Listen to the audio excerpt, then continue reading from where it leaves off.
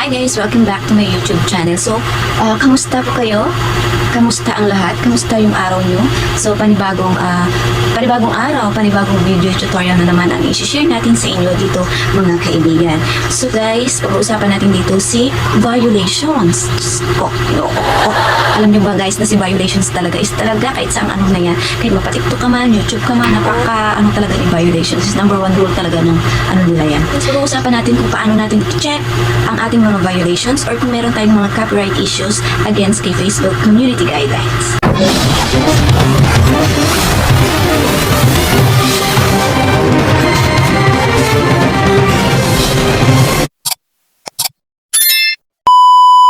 Hi guys! Welcome back again to my YouTube channel or welcome to my channel kung bago ka pa lang nakapag-subscribe sa aking channel. So guys, nag-share tayo dito ng mga tips and tutorials, especially in demand na si Facebook Reels. So disclaimer na po pala guys, hindi talaga ako professional content creator na gumagawa ng mga video. So ito guys ay based lang din ito sa mga research ko, sa mga nalalaman ko at sa experience ko na rin. So gusto kong i-share ito guys sa mga tao talaga na hindi pa alam kung paano nila i-check ang kanilang mga video na meron pala itong mga violations or meron pala itong mga copyright issues. So guys, yung video tutorial na to na i-share ko sa inyo, ito po ay para po to sa inyo. Yun na nga po guys, alam naman natin na napakahalaga talaga yung paggawa ng mga content sa ating Facebook Reels dahil nakakapag-create tayo dyan. So hindi lang tayo director, enhance din sa knowledge natin na hindi lang pala artista ang marunong gumawa or director gumawa ng mga ganitong klaseng content, no?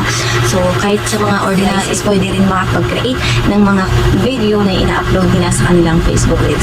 Balik tayo guys sa violation. So, alam naman natin guys na napaka number one rule talaga yan ni Lolo Meta, yung mga violations. So guys, kung meron kayong mga video dyan, kung may matagal na kayong mga video na nakatingga dyan sa inyong mga Facebook, check nyo pong maigi kung meron kayong mga copyright issue or kung meron siyang violations. So guys, ituturo natin sa inyo kung paano natin sisimulan ang pag-check ng ating mga violations at saka copyright issue. So, sisimulan na po natin guys. So, punta lang tayo sa ating Facebook or sa ating professional dashboard.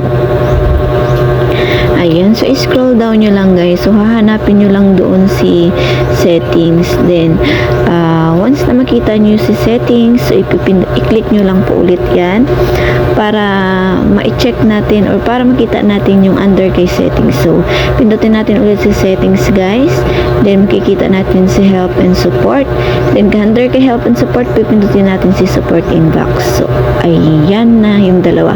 Report about others and your alerts. So, guys, dito sa dalawang to, tingnan natin kung meron tayong mga violations. Unahin natin si your alerts.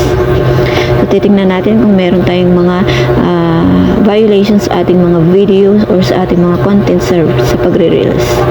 So, tingnan natin guys kung meron tayo. Okay. So, no violations tayo.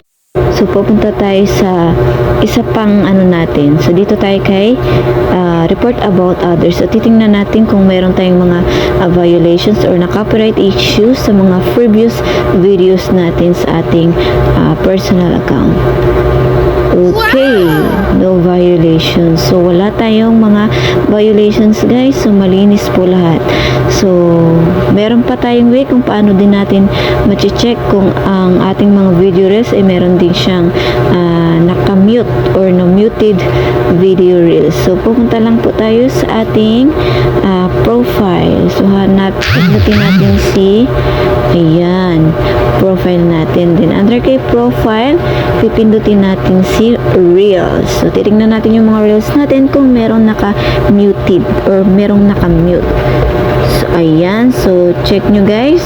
Mabuti kung meron tayong naka-mute. So, wala tayong naka-mute guys. Ibig sabihin, wala tayong na-violation. O, diba? So, madali lang talaga mag-check ng ating violations at saka kung meron tayong mga copyright issue. Basta guys, kung meron lang kayong mga tawag nito, mga video dyan na galing sa kay TikTok, so iwasan din po natin mag-upload ng mga video na galing kay TikTok na merong mga watermark or merong logo, yung may mga pangalang TikTok dyan, tapos i-upload mo dun sa sa Facebook Reels. Kung marami kang followers, tsaka kung marami kang mga viewers, sayang din yung oras mo at the same time, sayang din yun yung pagod mo kasi nga guys, hindi siya magiging approve proof kay Lolo Meta kasi meron po tayong nilabag na may nilabag po tayo sa kanilang community guidelines na yung watermark. So, bawal po yung watermark. Pero meron akong application na i-share sa inyo na para kung gusto nyo talaga kunin yung mga video nyo sa TikTok is pwede nyo po ito gamitin. So, ilalagay ko po dyan sa ibaba ang application na para pwede po kayo doon makapag-upload or i-copy nyo doon or i-download nyo doon yung inyong mga video na galing TikTok para hindi magkakaroon ng logo or at para wala siyang watermark ni TikTok. So, yan guys, hindi po yan sponsor o promote. So guys, ginagamit ko lang din po yan kasi meron din po akong mga videos na kinuha galing TikTok. So, nilipat ko lang siya dito sa Facebook Reels ko. Kaya, sana makatulong sa inyo. Pakadali lang talaga pag-check ng inyong mga violations or kung meron kayong mga copyright. Basta guys, i-check nyo lang from time to time kung meron kayong mga violations. But pwede nyo na lang i-delete or i-remove para pagdating ng panahon, kung pwede na ma-monetize ang inyong channel, is wala nang magiging problema. So, I hope nakatulong ako sa inyo guys at nakapagbigay ako ng idea kung paano ba mag-check ng ating mga violations or copyright issues sa ating mga video content sa ating Facebook Reels. So, maraming salamat sa patuloy na sumusuporta at naglaan ng oras sa panonood ng aking video tutorial for today's video. Maraming salamat po at mag-iingat po kayo palagi.